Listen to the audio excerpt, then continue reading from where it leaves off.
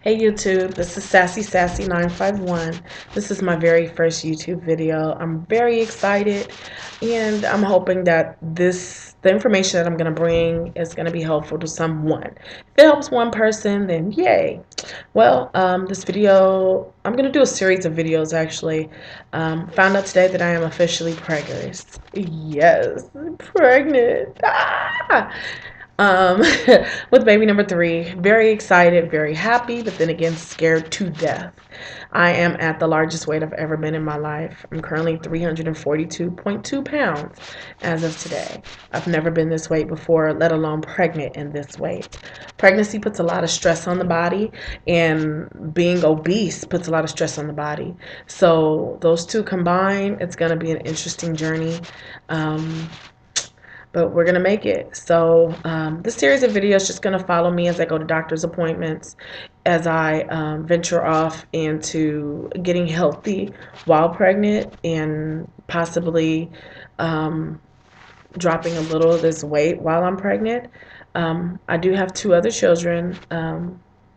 I have a son and a daughter, both of which I was sick during their pregnancies. For my son, I was okay until I hit 6 months. When I hit 6 months, my mother passed away suddenly.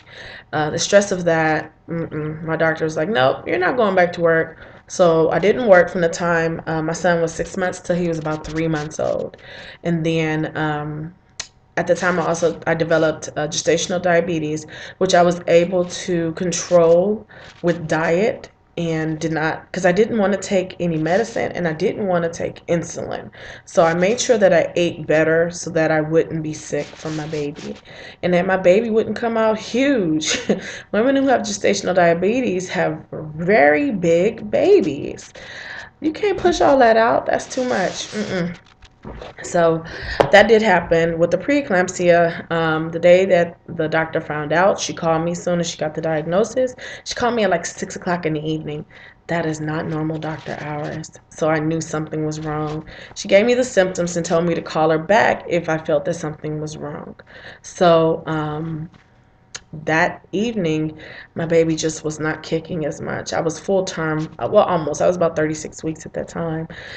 So I was like, no, something's wrong. So I called her and she said, okay, go down to the hospital. We get to the hospital. I'm thinking they're just going to check me out and send me home. No. The nurse comes in and was like, okay, looks like we're having a baby today. And sure enough, by 11:10 the next day, or 11:30, something like that, my son was born. Had no clue how to push for 2 hours. I was exhausted. And actually, when I had him, my blood pressure would not go down. They left me in the room by myself for an hour and they were monitoring me remotely. And I actually kind of passed out. I think it was from exhaustion. It wasn't because I was, messed up or anything. My blood pressure just would not go down. So they actually had me in the ICU for 24 hours, and they gave me it's magnesium something to help bring my blood pressure down. And when I say that stuff burns, you can feel it going through your veins. That stuff burned. My arm was hot. It felt like I was Iron Man or something. It was like metal going through my arm. But after 24 hours, I was fine. They put me in a regular room, brought me my baby, and that's when our journey started. Um, with my daughter, I was actually sick the entire time. I did develop gestational diabetes, but I found out like the day before she was born. So with that, I was fine. But I did have what we thought was morning sickness the entire 9 months or 10 months, but that's not what it was. It was actually my gallbladder. I had gallstones and did not know. And was sick the entire time. I went from about 330 pounds, and when I had her, I was 280 pounds. Wish I would have stayed at that weight, but the nausea and all that was probably what was really making me lose the weight. So with her, lost some weight, ended up gaining it back for various reasons. Mostly because I decided to eat everything and anything inside. So daughter came out very easily. I pushed 3 times and she was out. That was it. That was very easy. No stitches, no nothing. Actually, the nurse delivered her because she came so quickly. The doctor was not even in the hospital. He came just as they were laying the baby down on the warmer. So I hope that nurse got a raise that day or got an incentive of some sort, because it's ridiculous that he was not there to deliver my baby. So with baby number 3, like I said, I'm at the highest weight I've ever been in my life. So I'm hoping it goes smoothly, but you never know. A lot of the YouTube videos that I found with obese women in pregnancy, they had PCOS, polycystic ovarian syndrome, I think is what it is. I don't have that. I've never had a problem getting pregnant. Never been, well, I was on birth control right after I had my daughter, have not been on it since then.